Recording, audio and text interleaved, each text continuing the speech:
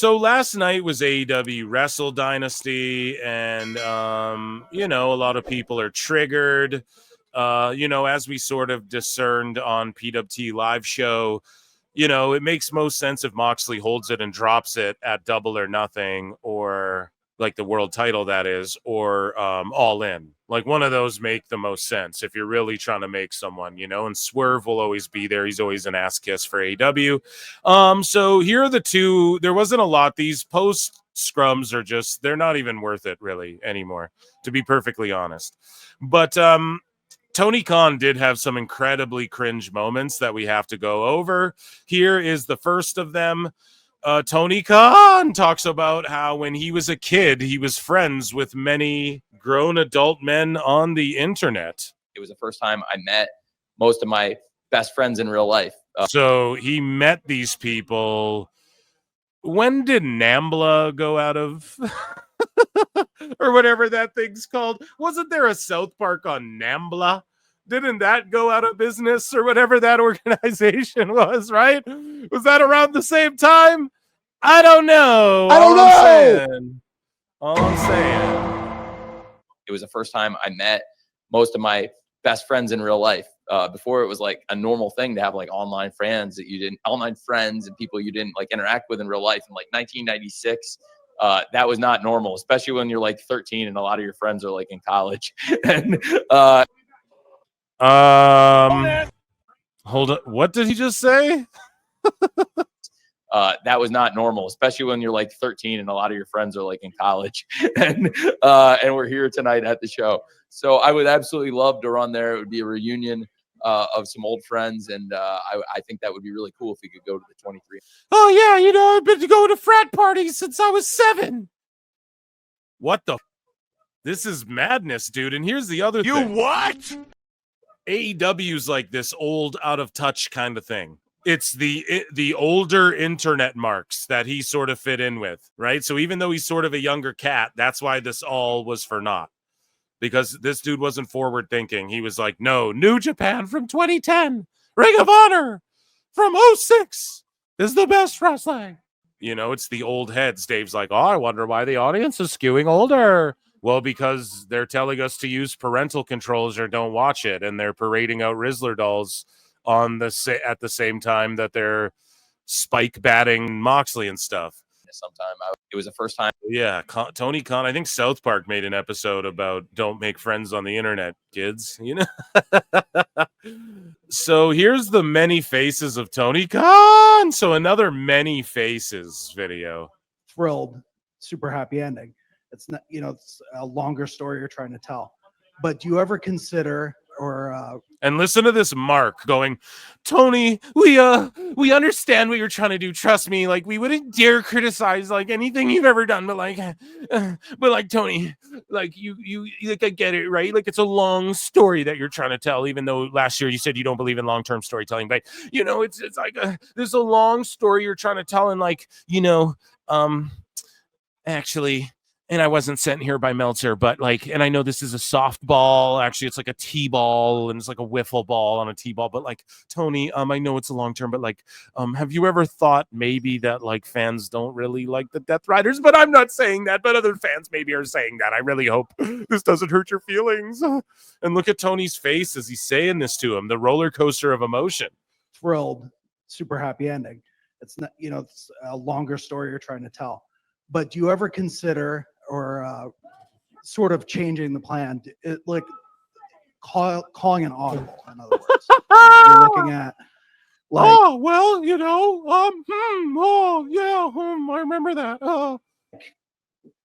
When there is this large sense of people not being happy with something, like, do you take that into consideration, or is it just you're going to Absolutely, I take that into consideration. Okay.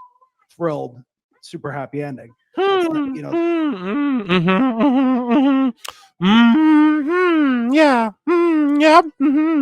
Yes. I do remember that. Yeah. It was great. Yeah. Oh no. Yeah, that was a bad time. I don't know. Absolutely. I don't get it. I gotta save that one too.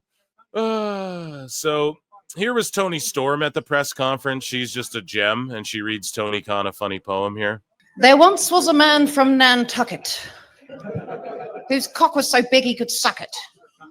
He said with a grin, wiping jizz from his chin, if my ear were a pussy, I'd it. Oh. And now, any questions? So she comes and does a poem about him sucking his own dick and his own ear if it was a vagina. There once was a man from Nantucket whose cock was so big he could suck it. He said with a grin, wiping jizz from his chin, if my ear were a pussy, I'd it. Oh. And now, any questions? So that is hilarious. But at There the once same was a time, man. these are the people getting Big Boom AJ to wrestle on their show, and they're dressing the Rizzler up like Orange Cassidy and selling dolls to, I guess, men from Nantucket, dudes from Nantucket, right? Who want their own ears. And no, I'm joking, but you guys get it? Like, who is this show for? Who are you selling Rizzler dolls to? Why would a parent want to give that to their kid? That's all I'm saying, right? Like, they just really need to figure out what they're doing and why they're doing what they're doing. And like, that is hilarious. I'm not triggered by her telling this hilarious poem. I think, oh, there once was a man from Nantucket. His dick was so big he could suck it. Oh, like, I'm all for it. You know, that's hilarious. But I guess the Rizzler wasn't on this show. But if he was, you know, like, what's crazy, man? A little wild he let her do that, but is what it is. And so it was confirmed that Bryan Danielson was backstage at AEW Dynasty as well. That's great. We did really great stuff. Here is Will Ospreay talking about how AEW is sports-based, bruv. But I disagree. I think that if you, like, this is a lie, or he doesn't understand what sports-based is.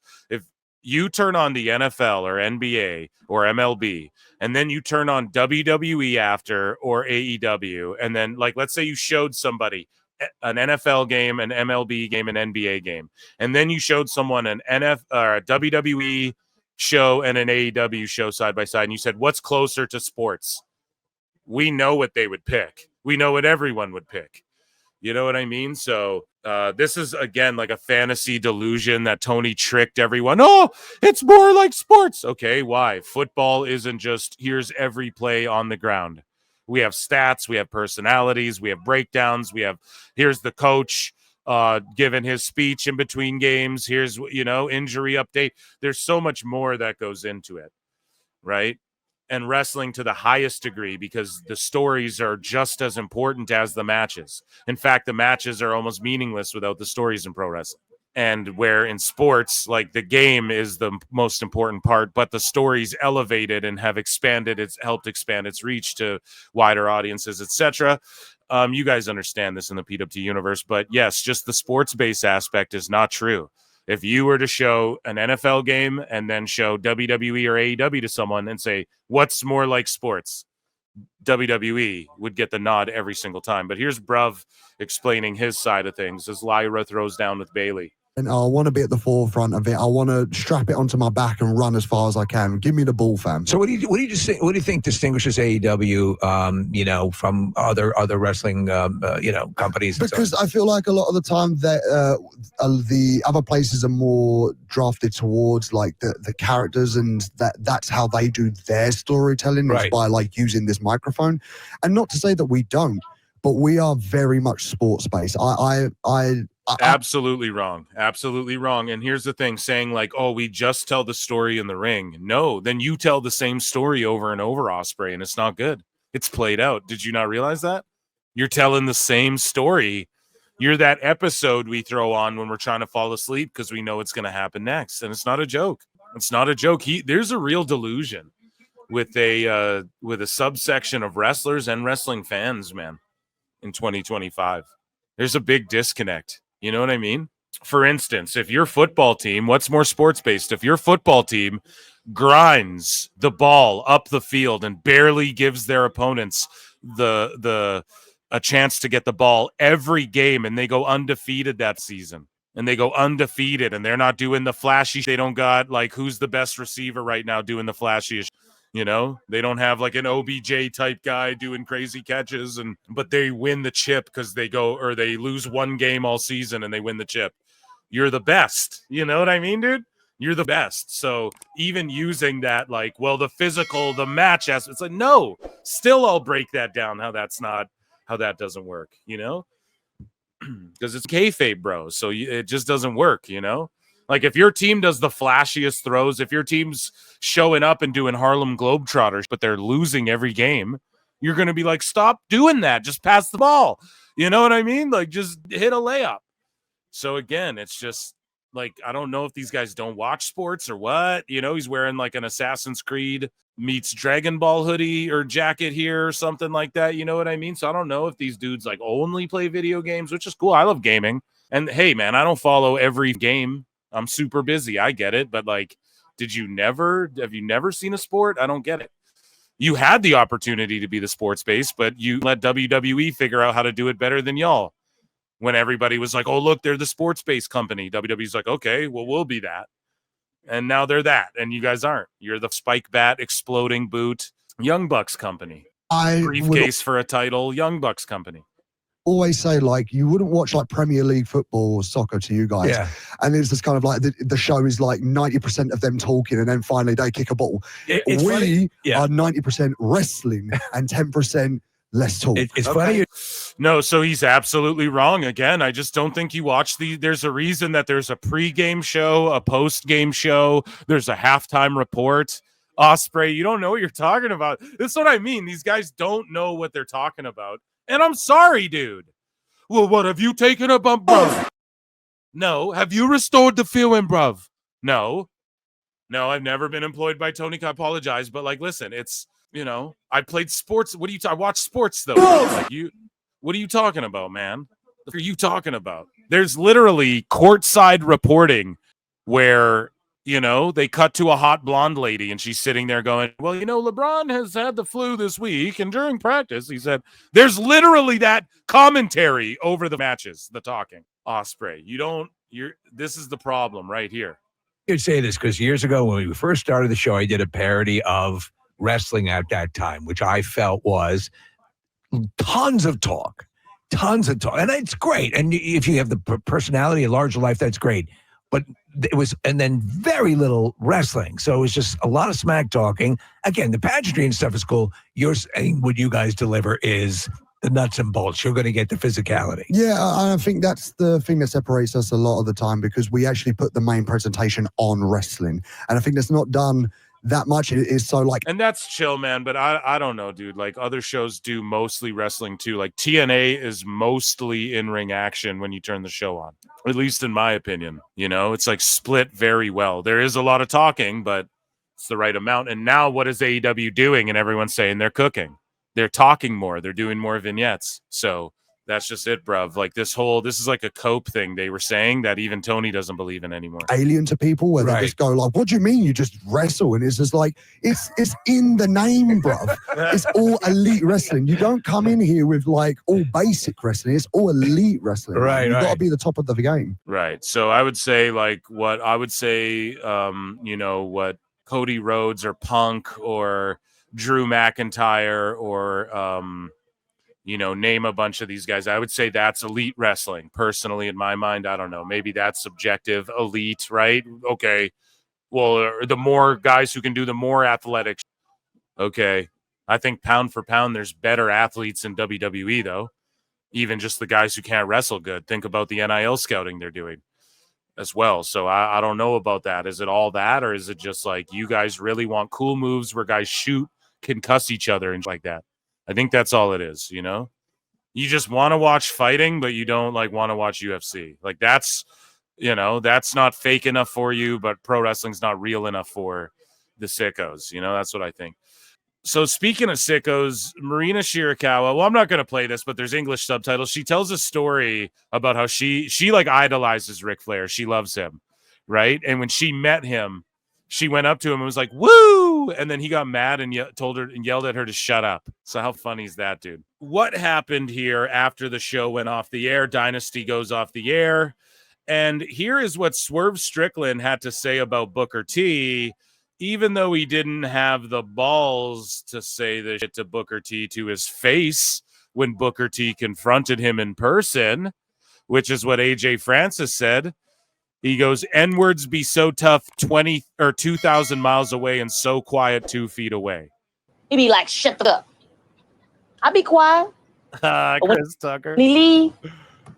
I be talking again.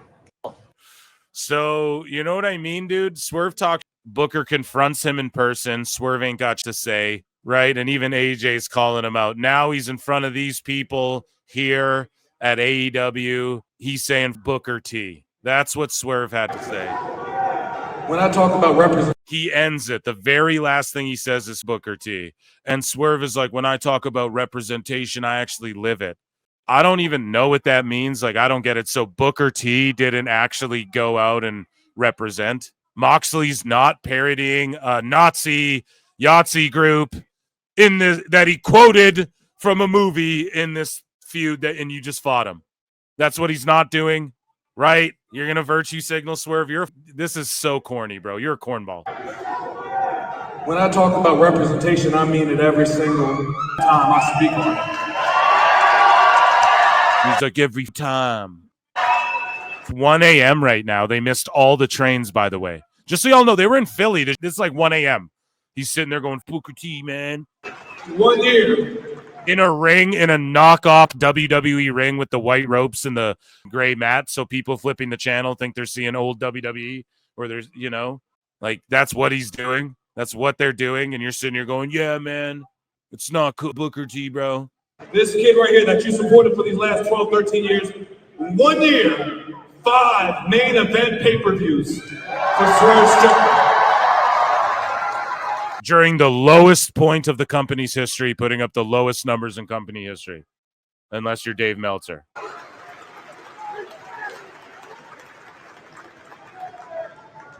Had to bury your friends and cut people's throats to get here, too. Step over bodies to get here, Swerve, too. Think about that. You know, some people don't like to sign their name in blood, bro. Some people like to do a chin up, man. I really don't like that he said Booker T after this, too. I don't just speak about representation. I go out there and prove the thing. And I only make it this far is because of you people right here chanting, whose house? Every single city, every single arena, every stadium, whether it's the United States or if it's in London. In front of 50,000, 80,000, I don't care if it's 200. I always want to hear y'all chant, whose house? Whose house? Whose house? He just said 50,000, 80,000. I don't care if it's 200. And I get that. But that's what you say on the indies, bro. Like, now you should care if there's only 200 people there, if you're talking all this shit. Thank God for being here. Thank God for the merchandise. Get home safely. Yeah, I'm sure they'll have fun getting home in the middle of the night with no trains running. Last thing, just for my amusement, Booker T. Just for my amusement, Booker T, he says. Yeah, I don't know what to tell you, man. This is, it's just incredibly disappointing and cringe. And there's a reason why people perceive you as a kiss ass. And also, Swerve is corny for these two irrefutable reasons. He didn't say this to Booker T in Booker T's face. And he's corny for this irrefutable reason, too. He let Vlad do what Vlad does. He just pitted two people against each other and created a beef that didn't need to be there. That's what Swerve just did. Thank you. You buy. Boom. The best guy is Tony Khan. Disappointed in Swerve big time because I've defended him a bunch, too. And it never, every time your boy Phil puts some AEW over, they spit in my face with it. I swear it's like intentional or something. Death of AEW Awful Wrestling says proof that Toni Storm is no quick wit, Tony has no social awareness, and the IWCNN reporters are incels. Questions for the champ. Dave Belanger, Sports Talk, Philadelphia. Can you just talk about your ring attire tonight coming out with the Rocky theme and everything? What you mean? Rocky. Oh, come on, guys. Let's ask some controversial questions so I can storm out of here. Let's get some clicks. Come on. Italian Stallion. Come on, ask what You're a film buff. ask me what you really want to ask. How are you? Darling. Great. My name is Malcolm with Muscle Memory. I would like to ask you, Toni Storm, what is your Waffle House order? Malcolm. Hi. Malcolm. No, well, here's the thing with Malcolm. He's awesome, and it's funny that he asks everyone their Waffle House order. That's his bit, and that's why he does it. He asks to either get a real reaction where someone goes, "Oh, damn, I love Waffle House," or he asks so someone buries him, or he asks so it, like, that's his bit. That's funny. I'm not going to say this guy's an incel who doesn't whatever. Muscle Man Malcolm's funny for asking what everyone's Waffle House order is. That's like the type of question you ask a wrestler that they don't get asked all the time, right? That's more interesting than like, so what was your first match? Like with Ben Bishop, I was like, so what was your first match? You know, who did you like growing up as a wrestler? You know, like that's why we did that bit, you know, we're making fun of that. So no, I disagree with Awful if you're going to lump Malcolm into this. Hi. Oh, Malcolm. Sorry. Oh, God, Malcolm. Oh, Malcolm, I can't. I'm sorry. Bye, champ. I understand. Question. Yeah, he's funny, but like that's a question. Like she used his question to storm off on. You know what I mean? As they play this vignette for Cody Rhodes and John Cena here, let's share this tab. Booker T just dropped his response to Sean Strickland's comments that he made after AEW Dynasty. So let's take a look here. You know what? Let's get the elephant out of the room. Everybody going to be expect to be. Let's rewind. I woke up this morning and I'm wondering, why is my name trending? Why is my name all over social media? Shout out Booker T, Gilmore here, and Shabuzi playing in the background during this Cena Cody Rhodes segment. And then I see the video of Swerve Strickland, saying F Booker T at the end of what was it? Dynasty. The AEW pay-per-view. And you know what? I'm not gonna even get upset about that or anything like that. But I'm gonna give Swerve Strickland a little bit of advice, just a little bit. And that advice would be, don't be talking about something other than the pay-per-view at the end of the night. You know what I mean? That's the main event. That's the last thing people are going to remember. Last thing people remember is me, Booker T, my name being said. And I'm sure if Tony Khan really don't appreciate the news, the headline not being what happened at Dynasty and with all the matches. Yeah, they made the headline about Booker T. That's the funny part. With the great card, with all the great card, all the great matches. But they're talking about Booker T. That just was a bad move. It was a bad move. And there again, he's got a lot of energy, at the end of a show, but I'm not that type, man. I'm from that school. If you got something to say to somebody, you say it in their face, you say it to their face. And, I'm going to leave it at that. You know what I mean? Hopefully Swerve Strickland will have a hell of a career.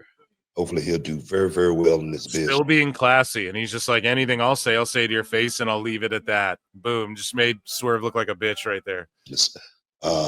But I'm going to keep stressing what I've been talking about for a long time as far as black folks, especially in the company that I work for. Man, go out there and get it on your talent. Go out there and get it on your merit. Nobody will ever be able to take it away, and no one will ever be able to say you got it because of only for your talent. That's it. You know what I mean? So I'm going to keep advocating for young guys, to go out there and perform at the highest level.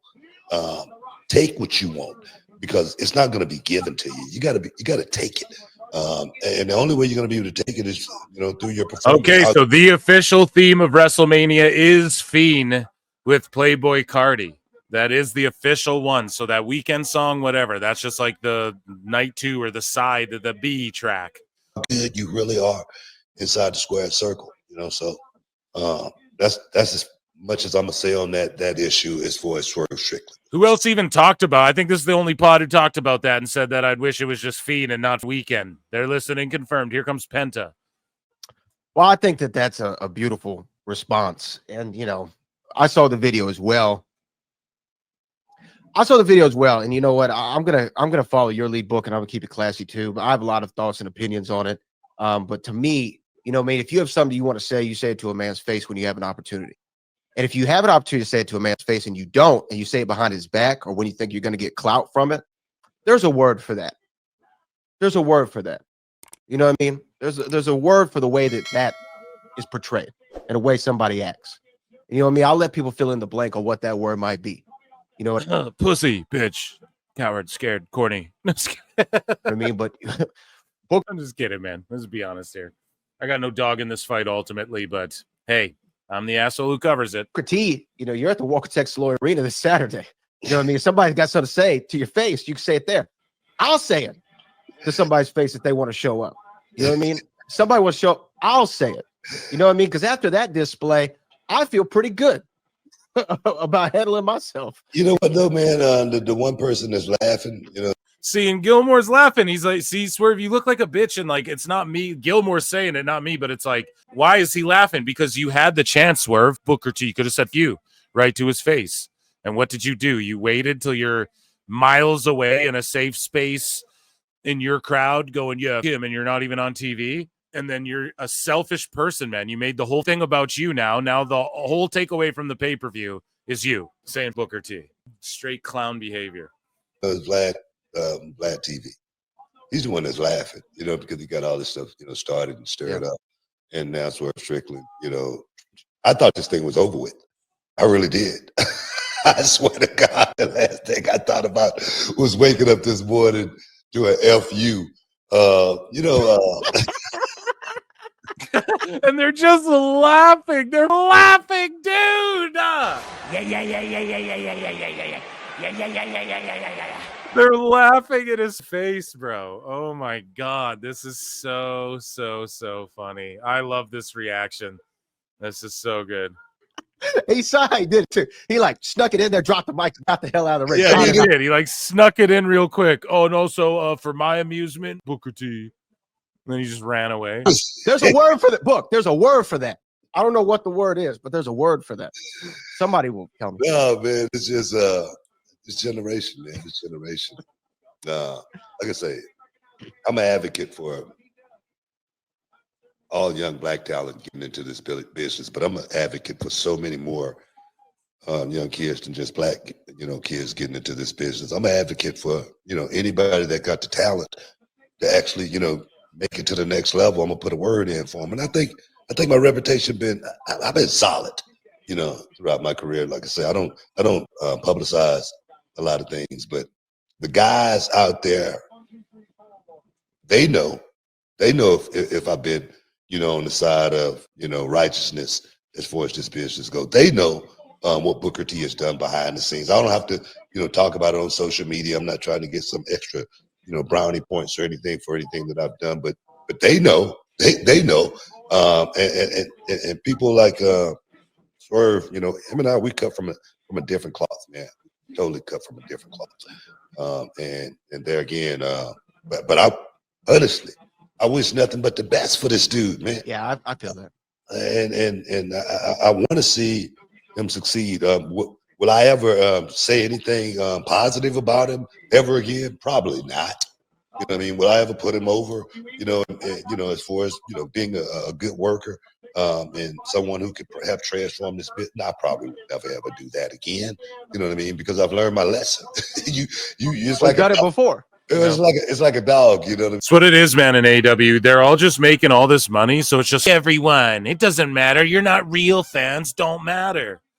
But you'll see, man, when you're all alone in that big old house, bills are paid, you're all alone. Nobody want to talk to you, bro. Nobody likes you. Think about how that feels, man. I mean, I got a boxer downstairs, man, and we fight, we play, man, hard.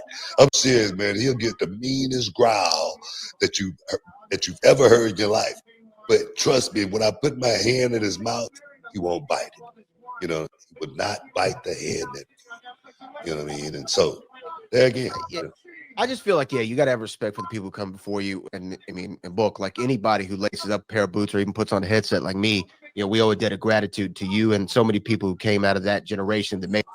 So there is Booker T and Bert Kreischer chugging a beer, taking his shirt off.